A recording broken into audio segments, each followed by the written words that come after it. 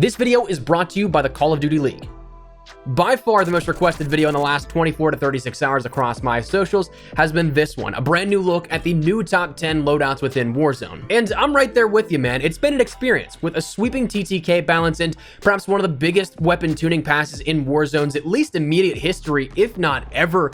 There's a lot to consider when you take a look at loadouts within Warzone. This time around, there's a lot of familiar faces, but honestly, just as many new faces into the fold as well. So today we're gonna break down the top 10 loadouts and what you should be using. So as always, let me know your thoughts down below. Are there any weapons that you think should have made this top 10 list? Are there any that you would place differently? Whatever it is, feel free to let me know your thoughts down below. As well, if you enjoyed the video, drop a like down below. Let's bump up the goal here. Let's aim for 2,000 likes on this video. And if you are new to the channel, hit the subscribe button if you want to stay up to date with all things Warzone, Modern Warfare, Cold War, anything COD related. We have still so much to talk about within Season 4 Reloaded, so stick it here on the channel if you guys are new. And as always, a big thank you to the legends on screen who've used creator code ESPRESSO in the in-game store in either Warzone, Modern Warfare, or Cold War. It's an entirely optional way to support the channel a little further, so don't feel pressure to do so, but if you ever do, tweet me a picture. I'd love to shout out some of your generous support in upcoming videos. That said, there's a lot to talk about, so let's jump right into it. So to start, the major goal that Raven had in mind was to give a little more playtime to gunfights, something that you may notice in Warzone, but it's not enough to break the game's functional approach to weaponry, just slightly increasing that time to kill across the board in most areas. This, in theory, will allow you to outplay enemies a little bit more per se, if you can turn on a dime, track the shots, and return fire, if your aim is willing, but that won't always be the case. But in a general sense, the rifles and the SMGs are predominantly what you'll be using in Warzone for a lot of engagements, and those saw some adjustments almost across the board to their TTKs. The rifles on average are anywhere from 700 to 750 milliseconds, and the SMGs are right about 600 milliseconds in that time to kill. The key differences that really benefits those that are accurate are that headshots are definitely more noticeable now compared to beforehand in decreasing that time to kill. That's where you really get a lot of that noticeable difference from pre-patch to post-patch, and where the TTK divide really starts to break apart, where you'll end up being able to get kills faster than that 600 to 700 millisecond time. So we'll mention it a couple of times probably in this video here, talking about the importance of headshots, but with all that in mind, I want to start out by talking about what I firmly believe is the new top 5. The following 5 will still make a strong case, but I just think you'll see these ones at the front end of the video a little bit more.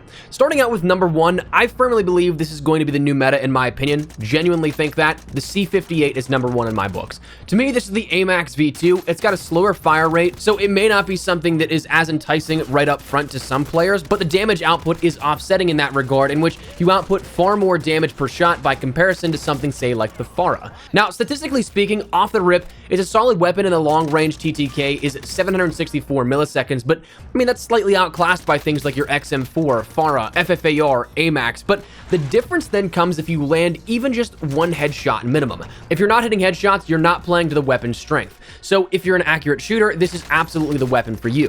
But with one headshot in the mix, the TTK goes all the way down to 655 milliseconds, which outclasses every single rifle in a long-range engagement outside of the Scar, which has a TTK with one headshot in the mix of 628 milliseconds, but fire rate, mag size, and handling attributes don't really put that in the top 10 for viable play unless you're playing maybe solos, but even still, I'm not sure I'd put it in the top 10. But this thing is an absolute melt machine, and I promise you'll find good success with it if you can get used to that fire rate and the necessity for headshots. For that, I end up running the Agency Suppressor, the 18.5-inch Task Force barrel.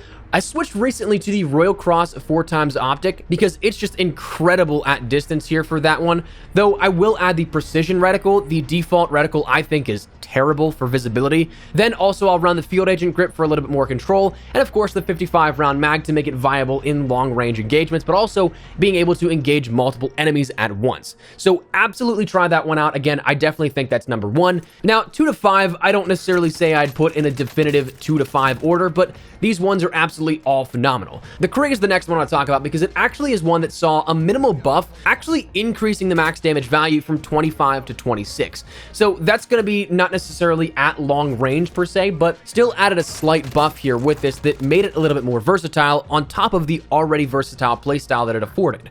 This is an easy to control rifle, something that packs a decent amount of punch, and what I think is likened to when the Kilo was meta. Very easy to control, very easy to manage, and also doesn't really sacrifice a whole full ton, even though it's not the most powerful weapon. It's kind of the jack of all trades. That's kind of where I feel the Krig sits in the meta. It's not a weapon that has anything that is head and shoulders above any other weapon in certain attributes, and it also doesn't have anything that is the worst attribute of any weapon. So it's a weapon that you can pick up and use regardless if you're a veteran or a newer player. For this, I'll end up running the Agency Suppressor, the 19.7-inch Ranger barrel, which Task Force, I personally don't feel like I need to run on this. I don't think that the recoil is strong enough that it requires me to have extra recoil mitigation with that Task Force barrel, and if I were to choose that, I'd also have to sacrifice aim walking move speed, hip fire accuracy, additional ADS speed, and sprinting move speed. So for me, I think that bullet velocity and vertical recoil control is just fine and gets the job done, though the Task Force is still an option if you're interested. I also run the Tiger Team Spotlight. This is the first of probably a few times you'll see this here in rifle builds where I like the extra movement speed that it affords. I'll run the 3x optic because I'm playing at mid to long range here with this, and then the 60-round magazine. Definitely suggest giving this one a try as well. But the next weapon I want to talk about is that of the Modern Warfare MP5. We've talked about the Cold War MP5 in recent times of how it was phenomenal up close in that 0 to 10 meter range and had the fastest time to kill of any SMG at that point. But the Modern Warfare MP5 now, after the adjustments here made with Season 4 of our Loadouts update, is actually better and outclasses the Cold War MP5. So this is now slotted as one of the best performing SMGs, only outclassed by the OTS-9 in a little bit of a niche category. But the Modern Warfare MP5 has a close range TTK of 526, which by comparison, that close range, which is 0 to 10 meters of the Cold War MP5, is 562. So for your close range engagements, the Modern Warfare MP5 actually has this beat out to 15 meters. Anything past that, you're going to see some drop off with any SMG you end up having, so it's definitely used for those closer quarters engagements. And for this, I'll end up running the Monolithic Integral Suppressor. You get 2 birds with 1 stone there of a Monolithic Suppressor and some barrel adjustments for that bullet velocity. I'll run the TAC Laser for some added aim down sight, aiming stability, and aim walking steadiness. The Merc foregrip, the 45-round mag, and the stippled grip tape here for this. A couple of things you can interchange here with this. I would say the grip tape with maybe say sleight of hand. I know that my reload time in the past with Modern Warfare has actually gotten me killed a couple of times, so it is something that the quicker reload speed can help, but if you want a really snappy SMG, this is the build for that. The next weapon that I want to talk about is actually one that has kind of popped up in, I think, the top 5 here, is that of the Stoner from Cold War. Now, we've talked about LMGs in the past plenty of times. They pack a punch naturally. They're light machine guns after all. But this thing can absolutely hit. And with naturally having 75 rounds per magazine here at this, you don't need to waste any attachment slot like you would with other weapons on an ammo or magazine modification. The Stoner, I end up running the Agency Suppressor 21.8-inch Task Force barrel, 3x optic to use it at range, the Raider pad, and the Field Agent foregrip for some added control. Now, at a very long distance, you'll see that the recoil does pop up, but for the most part, it's still relatively easy to control and absolutely packs a punch. Now, rounding out the first half of the top 10, I want to talk a little bit about the OTS-9, the brand new SMG from Cold War with Season 4 Reloaded. This thing, I think, belongs in the top 10, but to me, I think this is a top 10 weapon, but maybe not one of the strongest, and therefore kind of rounds us into the rest of this top 10. It, to me, is like a pre-patched Cold War MP5, really good in close quarters, the only SMG to beat out the MW MP5 with a close range TTK of 494 milliseconds, but it's also one of those things that after that 10 to 15 meter range, that's when the killing pace and potential drops off greatly. Then you mix that in with the fact that it's a 40-round mag at its largest, and it's not really as great a candidate as other weapons here, but it's still very good if you can manage that. So if you're playing solos or duos, it's a phenomenal weapon choice here for it, and even to an extent if you can play it smart within quads and higher game modes like that, but just know going into it, you're kind of putting yourself at a disadvantage here, like you would with the Cold War MP5, but with a smaller ammo size. For this, I end up running the GRU or regular suppressor. I'd personally recommend the regular since this thing excels in close quarter situations. The 8.1-inch Task Force barrel, KGB skeletal stock, serpent wrap, and 40-round mag. You're playing for a little bit of a snappy SMG play here with this and something that can kill quick. Before we move on with the second half of the top 10 loadouts, I want to take a few seconds and catch you up on what's going on right now with the Call of Duty League. Stage 5 is well underway with the Minnesota home series going on right now, but this stage is set to heat up even further, all gearing towards Major 5, the first major event with fans in attendance and a return to that sense of normalcy that the CDL was built upon. But after that, you can be a part of CDL history and attend the CDL playoffs and Champs event, these both being opened up to public spectators. You can secure your tickets while on sale to see the action live, with a playoff ticket for a 3-day pass and a 1-day ticket for Champs being available. Playoffs kick off on the 19th, while Champs starts on the 22nd of August at the Galen Center in Los Angeles, California. Now, tickets are limited, so you don't want to miss out, but if you are interested, the link can be found in the description below.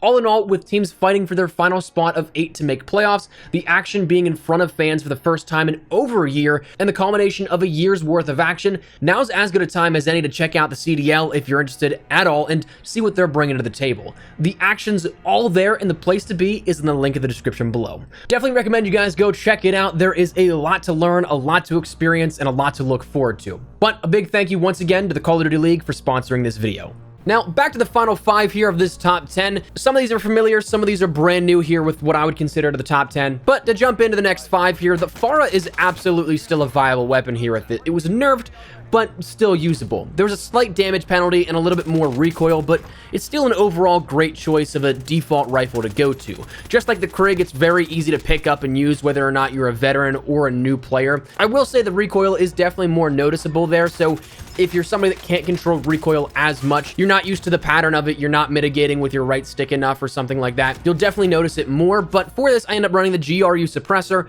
8.7-inch Spetsnaz RPK barrel, Tiger Team Spotlight, axial arms, 3x optic, and the 60-round mag. The next weapon here is one that I'm glad actually kind of made its way more so solidified in the top 10, but that of the Bullfrog. Now, this had both some nerfs and some buffs here to it. The nerfs came in the way of the maximum damage and headshot multipliers, but it also had increases on the left and right arm, upper arm, and upper leg multipliers, which is great because this thing bounces around sometimes at a distance and can help you out greatly, but it allows for a little bit more variability in those body shots. So it's absolutely something that gives you some more killing potential, not just with being ultra accurate on headshots. For this, if you want something fast, something you can snap to your enemies here with it, use it in close quarters, I run the Sound Suppressor, 7.4-inch Task Force barrel, Tiger Team Spotlight, KGB skeletal stock, and the Serpent Wrap. The next 2 weapons are interesting ones here because statistically speaking, they ended up getting buffed here. They ended up getting some changes that do make them viable and may put them above some other weapons here, but are definitely ones you may not have expected to see. Firstly, the QBZ. This is one that had a minimum damage increase from 22 to 24, which is actually quite significant once you get to range. The base move speed was slightly reduced, as was the base ADS move speed, but you also saw increases to the upper and lower torso multipliers, making it, even at a distance, much better here, not just if you're hitting headshots. So it is actually a decently viable long-range weapon now, if you want to consider that. I don't know if I'd work it into that solid top 5 of the earlier weapons here in this video, but it's definitely one to consider. This, I'd run the Agency Suppressor, 15.5-inch Task Force barrel, axial arms 3x, field agent grip, and the 60-round drum mag. The next weapon is that of the ISO, which again is kind of interesting, but with some of the values that have been adjusted to other weapons, and to itself getting a minimum damage increase, it's not half bad. For this, I'd run the FSS Nightshade barrel, very similar to the monolithic integral suppressor you'd see on the Modern Warfare MP5, the 5mm laser, the F-Tac Vagrant stock, the 50-round drum mag, and the F-Tac Elite ISO grip for better ADS and sprint to fire. That's always a plus. Plus, not to mention, the ISO is a little bit bulkier of an SMG compared to other Modern Warfare SMGs, so having those additional speed attributes is massive.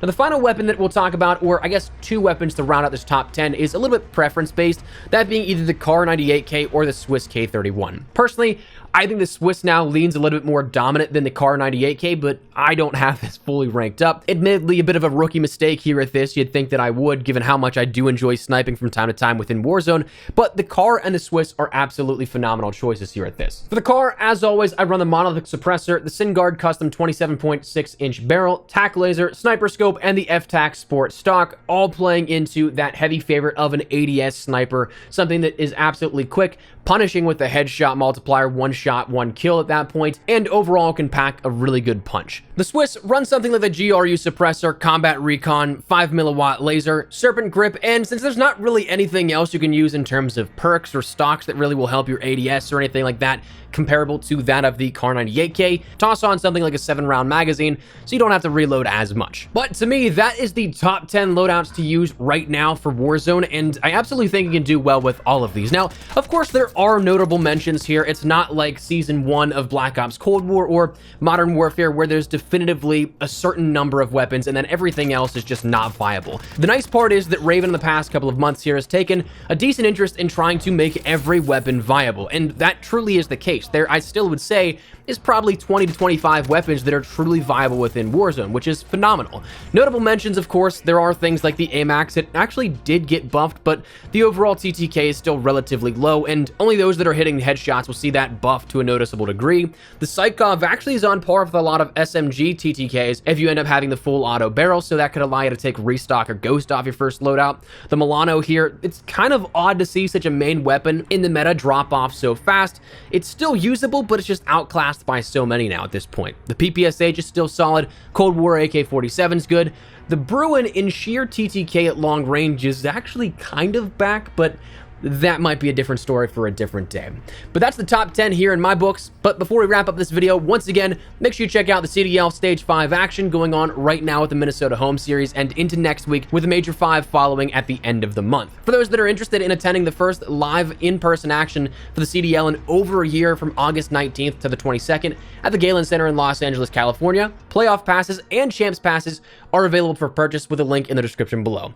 Once again, a big thank you to the Call of Duty League for sponsoring this video, but that's where we're gonna wrap it up. I'd love to get your thoughts and feedback down there in the comment section down below. What do you guys think of these updates to these weapons? What do you guys think of these loadouts? Drop your thoughts in the comments below. But hopefully you enjoyed the video. If you did, make sure you drop a like down below. And of course, if you are new to the channel, make sure you subscribe so it's a single thing running all things Warzone, Modern Warfare, Cold War, COD 2021, you name it, we got you covered here on the channel. So hit that subscribe button if you guys are new. If you also want to follow me over on Twitter and Instagram, those are the best places to get kicked outside of YouTube. Practice on both those. If you guys want to check up a conversation, ask me a question, whatever it may be, that link is down there in the description below. That said, thanks so much for watching. My name is Espresso. I'll see you guys later. Take care and peace.